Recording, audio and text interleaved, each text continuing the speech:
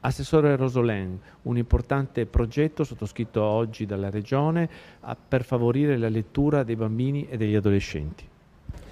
La lettura per tutti i bambini, soprattutto per chi non può vivere costantemente nel mondo, è un dato importante. La lettura serve a formare il pensiero e il pensiero è la base sulla quale si formano le nuove società.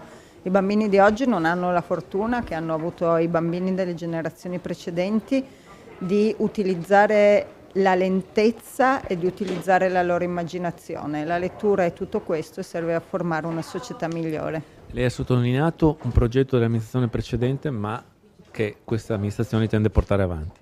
Ci sono progetti buonissimi fatti al servizio dei cittadini e quando sono progetti buoni fatti al servizio dei cittadini sono progetti che qualsiasi amministrazione non solo può ma deve sposare.